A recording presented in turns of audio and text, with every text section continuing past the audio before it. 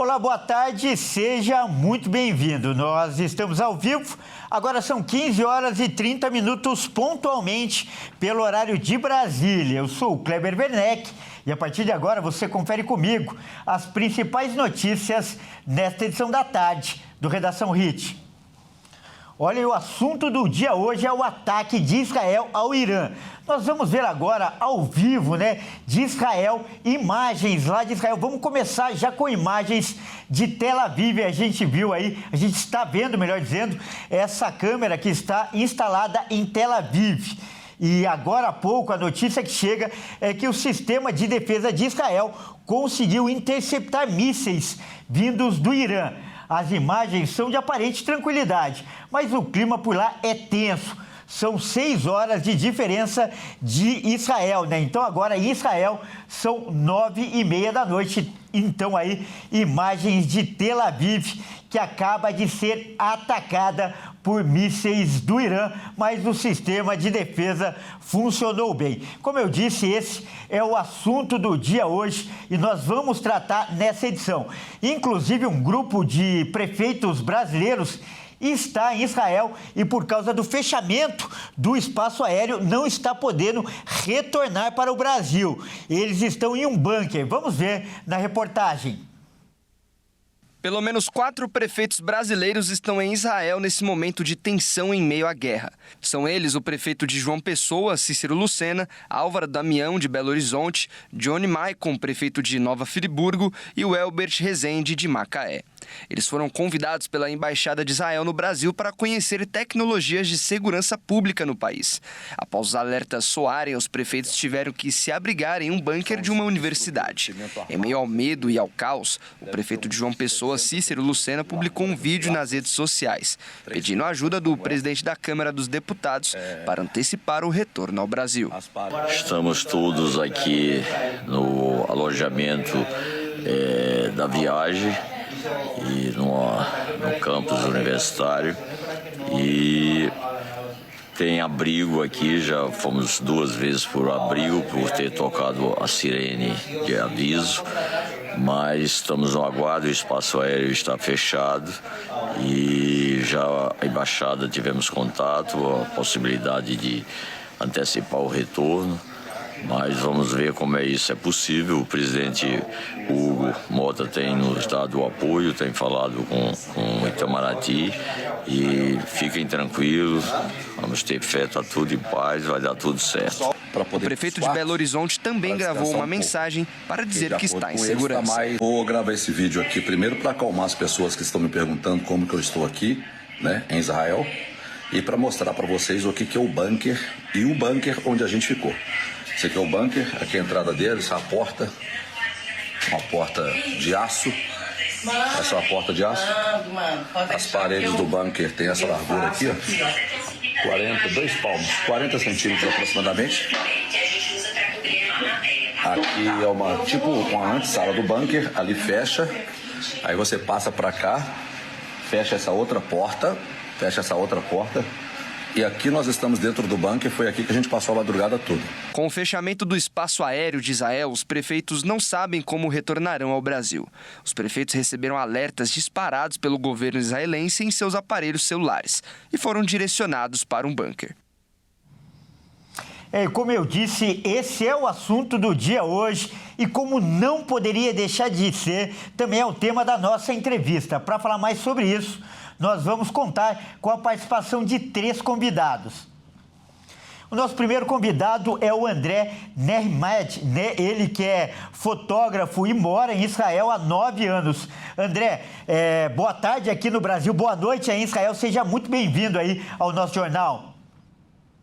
Boa tarde a todos, obrigado pela oportunidade. Correto. E o nosso segundo convidado é o Cláudio Lotenberg, ele que é presidente da Confederação Israelita do Brasil, representa aí uma grande comunidade. Cláudio, é um prazer recebê-lo aqui também em nosso jornal. Muito obrigado pelo convite. Correto. E o nosso terceiro convidado é o professor Vladimir Feijó, que é o nosso parceiro aí já de outras entrevistas e é mestre em Relação Internacional. Boa tarde, professor Feijó. Obrigado pela participação. Ei, Kleber, boa tarde. Uma satisfação grande sempre. Legal. Então, primeiro eu vou começar pelo André, né, que está lá em Israel. André, você que está aí, qual é a situação de momento? A gente viu, né, que um grupo de prefeitos está aí e que o espaço aéreo está fechado. A rotina mudou muito após os ataques? Sim, nesse momento a rotina ela se transformou demais, principalmente que 15 minutos atrás tocou as sirenes e começou o ataque do Irã contra o Estado de Israel. E hoje a rotina foi das pessoas irem fazer compras e tentar ter mantimentos em casa. Fora isso, o governo pediu para as pessoas ficarem sempre perto de algum lugar seguro, um bunker, um abrigo, para não correr nenhum risco de vida. Correto. E, Cláudio, você que conhece muito bem, né, faz parte dessa nação, no seu entendimento, por que Israel resolveu atacar o Irã nesse momento? Olha, fica patente que o Irã jamais deixou de ter a intenção deliberada de produzir armas de natureza atômica. Esse perigo é um perigo que, evidentemente, primeiro atinge Israel. E, aliás, o Irã nunca negou isso, ele sempre colocou de maneira muito clara que deseja varrer Israel do mapa e, aliás, não matar só os judeus de Israel, mas matar todos os judeus do mundo. Os Estados Unidos, de certa forma, nos últimos meses, tentaram dialogar para que esse processo de enriquecimento do urânio fosse interrompido. Lamentavelmente, essas tentativas falharam e o Irã estava prestes, portanto, está preparado para consumar e objetivar aquilo que vem prometendo há muito tempo. Portanto, Israel fez o correto, não só na defesa do Estado judeu, e, portanto, todo o governo e todo o país deve tratar da defesa dos seus cidadãos. Mas eu vou além. Eu acho que Israel, neste momento, faz uma defesa intransigente para toda a sociedade ocidental. São dois mundos, o mundo do totalitarismo, o mundo do absolutismo, o mundo do sexismo, que é aquele representado pelo Irã e seus proxies, grupos terroristas, e nós, do Ocidente. Portanto, eu me sinto, como brasileiro e como cidadão do mundo, protegido pelo Estado de Israel. E quem enxergar de forma diferente, infelizmente, tem uma visão muito restrita daquilo que acontece no cenário do Oriente Médio. Correto. E a terceira pergunta eu faço para o professor Vladimir Feijó. Professor, qual é a proporção que esse conflito pode chegar? Ele pode ser uma ameaça mundial, principalmente com o uso de armas nucleares?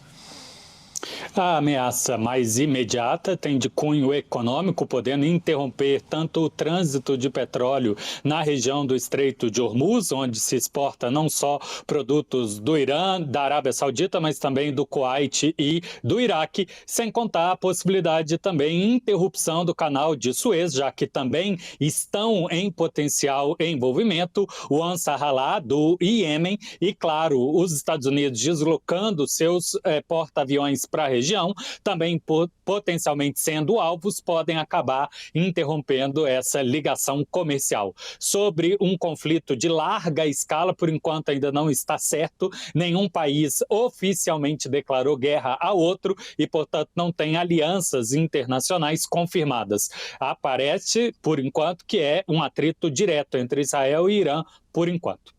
Correto. Eu volto a falar com o André, então, para saber dele qual é a percepção, né? Você que está aí vivendo de perto. Você acredita que a população israelense está ao lado do governo, ou seja, é favorável a esse ataque, mesmo com risco de retaliação que já está acontecendo por parte do Irã? Qual é o sentimento das pessoas com quem você conversa? A primeira coisa que eu gostaria de colocar é que nós não somos contra o povo iraniano. A gente é contra um regime que hoje está acontecendo no Irã e o regime que eles querem eliminar o Estado de Israel do mapa. Então, isso é um ponto. O segundo ponto, o que eu sinto aqui da população, que a população já demorou até demais para atacar o Irã. A gente vinha esperando isso há um tempo já bastante longo. E é muito difícil você viver em insegurança, se você vai, não vai. A gente precisava ter agora a gente sabe que daqui em diante Israel está aqui e a gente vai lutar por nosso país, por nossa pátria, por onde a gente vive. Correto. E como todos que nos assistem podem perceber, a internet do André está falhando um pouco, isso porque ele está em um bunker nesse momento se protegendo, já que soou o alerta lá. E agora eu volto a falar com o Cláudio. Cláudio, a gente pode perceber pelas respostas, claro, a grande animosidade entre as duas nações. Israel e o Irã são inimigos declarados. E para as pessoas que não conhecem, eu queria que você explicasse, por favor, qual é a origem desse conflito. Na realidade, o Irã teve um processo de grande desentendimento, isso ainda em 1951. Processo ele no qual houve uma destituição de um governo de natureza mais religioso e a ascensão da dinastia de Reza Pahlavi. Em 1979, esse grupo foi aí sim destituído e voltou ao regime teocrático. É uma briga com os Estados Unidos, porque os Estados Unidos e o Reino Unido foram aqueles que patrocinaram em 51 a revolução que ali aconteceu. Quando surge de novo, o Irã, evidentemente, direciona as suas baterias contra o principal aliado dos Estados Unidos, que é o Estado de Israel. Na verdade, é uma falsa pretensão, e muitos misturam isso dentro de um contexto de defesa do povo palestino, no fundo, eu entendo, como um grande sentimento de antissemitismo. Eu espero que isso se resolva mais rapidamente, estou na torcida para que, de fato, se aniquile toda a capacidade nuclear do Irã. Isso é um perigo para todos nós em todo o mundo. O mundo ocidental vai responder efetivamente ao lado de Israel. Eu assisto, acompanho, tenho, logicamente, na vivência que o professor tem e o conhecimento que o professor tem, mas fica patente, quer dizer, a própria reação que aconteceu neste momento, sem qualquer censura, quer dizer, o Brasil, infelizmente, faz sempre o tipo de movimento e o coro que lamentavelmente associa o Brasil em alguns momentos àquilo que há de pior na diplomacia. Mas as grandes potências deste momento estão acompanhando, estão expectantes. Correto. Eu vejo como um apoio, um sinal positivo para Israel e para sobre essa intenção de acabar com o armamento nuclear do Irã. Cláudio, vamos voltar a falar agora urgente com o André, isso porque parece que nesse momento acontece um ataque do Irã a Israel. Conta pra gente, por favor, nós estamos vendo aí essas imagens do céu iluminado. Por favor, o que está acontecendo aí nesse momento? Gente, está tendo um ataque agora, eu realmente vou precisar sair e eu estou dentro do hora e eu preciso ver o que o governo, quais são as diretrizes do governo. Então peço desculpas, se quiserem depois entrar em contato, me coloco à sua disposição, tá bom? Muito obrigado. Desculpa mesmo ter que sair agora. Correto, e a gente deseja aí que você continue seguro, estamos orando por isso também. Olha só, vamos voltar agora com o Feijó. Feijó, a gente está vendo aí ataques nesse momento. Você acredita no acirramento desse conflito? Quais podem ser os próximos passos? Que considera que o ataque de Israel ontem foi um ato de guerra, não só porque houve a invasão do espaço aéreo, mas também porque equipes especiais, o Mossad, estiveram em terra, eliminando, decapitando lideranças e também cientistas de Israel e prometeu responder à altura e sem limites. Não à toa que toda a diplomacia de Israel suspendeu o serviço diplomático, já que qualquer embaixada e consulado seriam um alvo conhecido de eventual atentado terrorista ou pessoas que se deslocam para chegar a esses locais ou saírem. E, claro, toda a população de Israel já tinha sido colocada em alerta que poderia, nos próximos dias, pelo menos até as 18 horas de hoje, mas a gente está vendo ataques acontecendo a hora elevada, certamente o governo vai estender esse tipo de alerta, porque espera não só ataques vindos do território do Irã, mas também vindo de territórios próximos a Israel, de grupos que apoiam o Estado iraniano. E, Feijó, eu queria que você falasse também da situação e da posição do governo brasileiro, que emitiu uma nota hoje condenando ao ataque do Irã. Qual deve ser o envolvimento do nosso país nesse conflito? A diplomacia brasileira tem um histórico e tem limitações constitucionais que vão fazer o governo reiteradamente pedir pela solução pacífica das controvérsias, a não propagação de conflito que afete a violação do direito humanitário, ou seja, envolvimento de civis, não combatentes entre os alvos e as vítimas sobre esse aspecto. Mas fica um tanto quanto amarrado economicamente, já que diferentes setores da sociedade brasileira, ora ora ganham dinheiro com países ocidentais, ora ganham dinheiro com países orientais, enquanto o agro, apesar de ser favorável ao Ocidente, ganha dinheiro exatamente com inimigos ou rivais de Israel, a parte industrial tem muito mais a ganhar e proximidade com os países ocidentais. Então, esse balanceamento diplomático envolve também as questões de cunho econômico e todo o lobby que o governo sofre, tanto do executivo quanto do legislativo, para ficar em alguma medida em cima do muro. Correto, então. E eu quero agradecer a participação dos nossos 3 convidados. Como você pode perceber, né, o André Nehmad e o Cláudio Lotenberg, eles não estão mais com a gente, isso em virtude dos ataques que acontecem neste momento. O André, inclusive, está em um bunker lá em Israel e o Cláudio é um representante da sociedade israelita aqui e também teve que interromper essa entrevista. Nos restou aí o Vladimir Feijó, que sempre é um grande parceiro, sempre participa e acrescenta muito nessa conversa. Feijó, muito obrigado pela sua participação. Satisfação, Kleber. Vamos acompanhar esses momentos tensos. Bom trabalho por aí. Muito obrigado. E olha só, nós vamos continuar falando do conflito agora e vamos trazer uma reportagem para você explicando tudo isso, já que o mundo está em alerta. Israel, como todo mundo viu, atacou o Irã e causou uma tensão global, não só no Oriente Médio. Os bombardeios mataram 78 pessoas e o governo iraniano promete e já está dando a resposta. O grande temor é do uso de armas nucleares. Vamos ver. Um ataque que chama a atenção do mundo inteiro. Na noite de ontem, Israel deixou o mundo em alerta após um ataque às bases nucleares do Irã. O ataque repentino não foi tão inesperado assim, não para o lado judeu. Isso porque os israelenses já estudavam o melhor momento para atingir o rival, justamente para deter seu desenvolvimento de programa nuclear. E viu na última noite a hora certa para agir. O Irã tem uma potente instalação de enriquecimento de urânio, que é o combustível usado para a base da bomba nuclear. E foi neste ponto o principal ataque se concentrou. O Irã informou que as cidades vizinhas também foram atingidas, mas não revelou o número de mortos e feridos. Por outro lado, a informação que chamou a atenção foram as mortes dos maiores líderes do exército iraniano. Agora, a grande questão é o que vem a seguir. Isso porque o mundo está aguardando para saber como será a prometida retaliação do Irã e se os maiores aliados dos 2 países comprarão suas brigas. Pelo lado de Israel, seu maior companheiro são os Estados Unidos. Já pelo lado do Irã, a Rússia é seu braço forte. O temor das nações é um possível início de uma guerra nuclear, o que traria um prejuízo inestimável ao mundo e certamente milhões de vidas atingidas. Agora, os olhos de todas as nações aguardam os movimentos dos líderes mundiais e o futuro, esse sim, permanece incerto. Olha, como você viu agora há pouco, nós estávamos conversando com o André Nehmad, ele que é um brasileiro que vive em Israel, e ele nos enviou imagens de como é a parte interna de um bunker que existe no prédio onde ele mora. Então você que não conhece, não sabe como é um bunker, acompanhe agora nessa reportagem toda a explicação do André.